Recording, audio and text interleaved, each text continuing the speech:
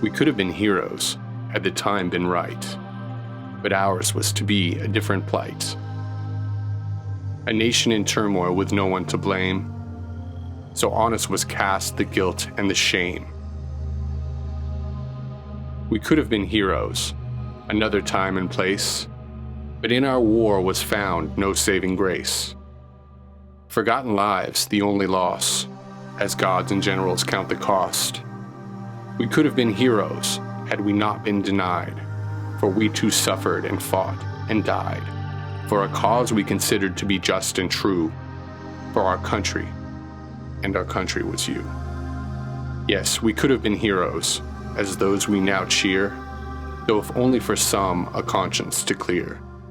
For I too applaud them each and every one, for the sacrifices made and a job well done. But we, too, could have been heroes so long ago, had you only chosen to make it so. For all my brothers, for whom the cheers are too late, Vietnam, 67-68.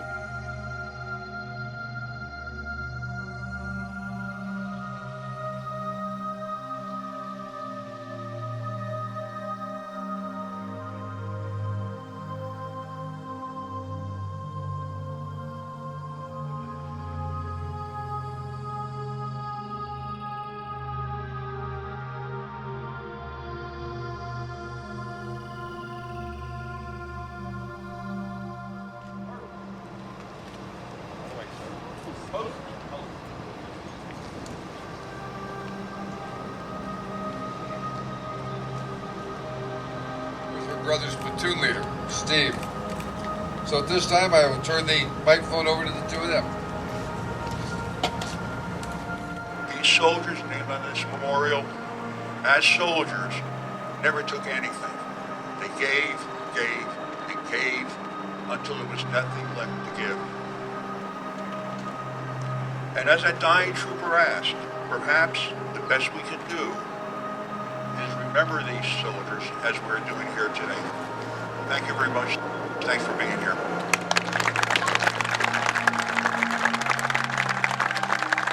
This has a great impact on me, being here at the presence of where my brother lies, not too far, and this wall.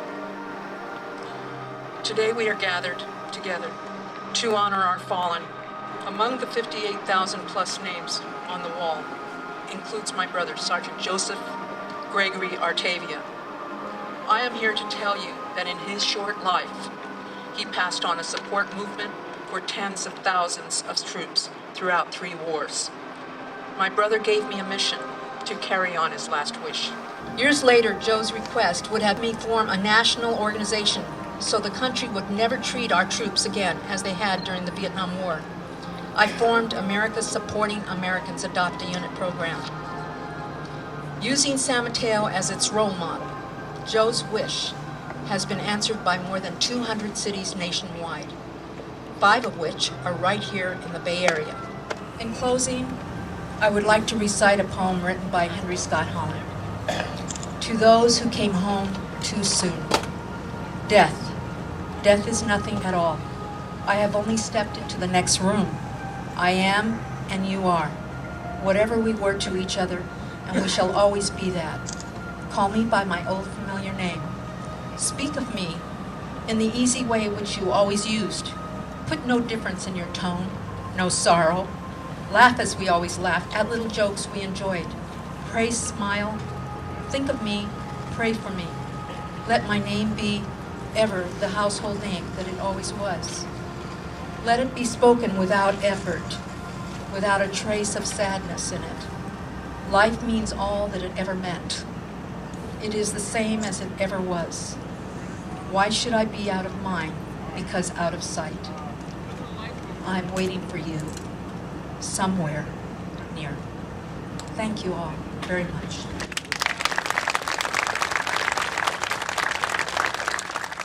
At this time, they will take the Gold Star wreath, which is symbolic of moving it closer to your heart.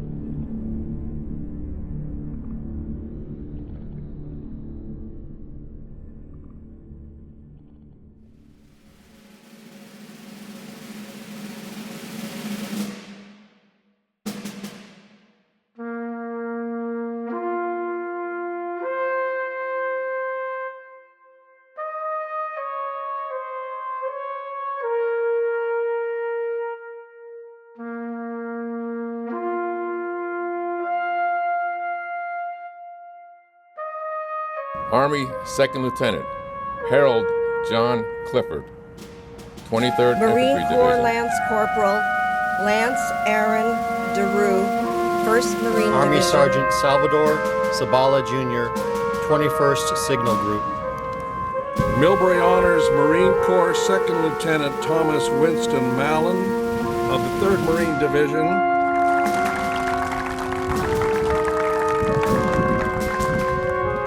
Marine Corps Private First Class George Angelo Cabano Jr., 1st Marine Division. Marine Corps Corporal Kenneth William Clare, 3rd Marine Division. Army Private First Class Bobby John Bird, 25th Marine Corps Infantry Lieutenant Division. Colonel David Whittier Morrill, 1st Marine Air Wing. His brother, Air Force Lieutenant Colonel Merwin Lamprey Morrill, 355th Tactical Fighter Wing. Marine Corps Corporal John Francis Diggs. Army Corporal Ronald Paul Cherstrom. Marine Corps Lance Corporal Patrick Michael Duran. Army Sergeant Joseph Gregory Artavia. Army Specialist 4 Billy Ray Owens. Patrick Michael Duran. United States Army Corporal Richard Allen Carlson. Naval Petty Officer, 2nd Class, Wilson Nathaniel Flowers, Naval Support Pack, Saigon. 2 years in Vietnam, 58,000 brothers and sisters. I have 7 personal friends on that wall. Very, very, very sacred. It's 50 years old and it's still bad. We'll never get rid of them. Ask any vet out here. The wall is very moving, I think, to a lot of people, Vietnam vets and other vets, and so it's important to get the exposure and people have the opportunity to come and visit it and deal with however it makes them feel. But I just, kind of do this thing. It's a small part, to try to help honor the people that are out there keeping us free. And I was in a orthopedic ward in Japan where they had a lot of amputees and a lot of guys there that were a lot worse off than I was. And there's a lot of people there's a lot of them on the wall, but there's a lot of them that are still, the war is still part of their lives. It's affected them, and it'll affect them for the rest of their life. It's an experience, and it's a once-in-a-lifetime experience, I think. I've never visited the wall because of my experience in Vietnam. I had no desire, and it's a magical thing. It really is, to explain what it's doing with the people that are approaching the wall and visiting the wall. Just yesterday, I had a veteran W amputee that we got within 100 feet of the wall, and he said, "I can't go any farther." He says, "This is as close as I can get to the wall." I said, "I'll sit with you and we'll talk about it." And I said, "I appreciate the fact you came here for this visit." It's that personal, it's that emotional.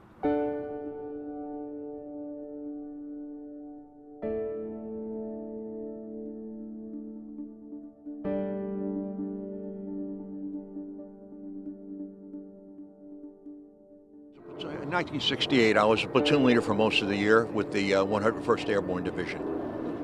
I spoke yesterday, and my last paragraph was in the movie Hamburger Hill. One of the last scenes, a dying trooper asked his brother-in-arms, "Remember me." He knew he was dying, and that's what we're doing here today, and that's about the best we can do, is remember them. They're there every day. I was a combat platoon leader, and it never goes away. We didn't have time, or the opportunity, I should say, to grieve for them when they were killed, because it was on to the next trail, on to the next hill, what could be just moments away, the next firefight. So what happens? You grieve for them the rest of your life.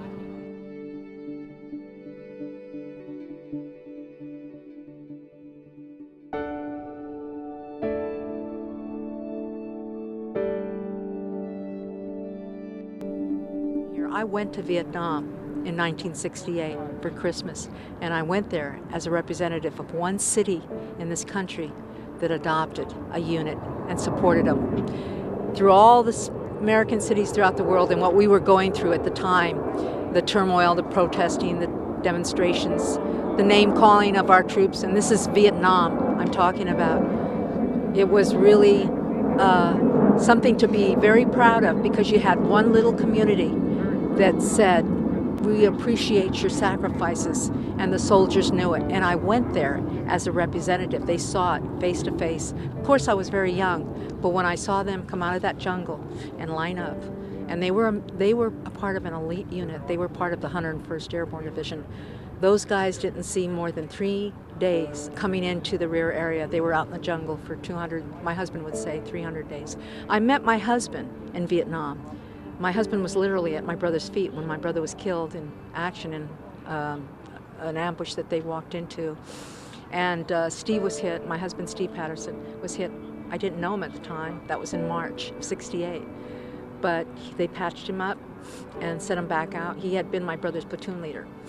So he was assigned to come down to Saigon and be my military escort when I arrived. I was there for 10 days. I was on fire bases. I was where even Bob Hope couldn't come at the time because it was too dangerous up there. He was in Da Nang. So the experience changed my life. What this wall means to me more than anything is when I said goodbye to them. I shook their hand as they got back on that Chinook to go back out in the jungle after spending 3 days with me. And they touched me so much that they put things in my hand like a Zippo lighter or anything, but they said goodbye to me. But when I looked at them, I thought, for some of them, I may have been the last connection they had with America, and they're on that wall. And that's why this wall is very touching to me. Thank you. That's my story.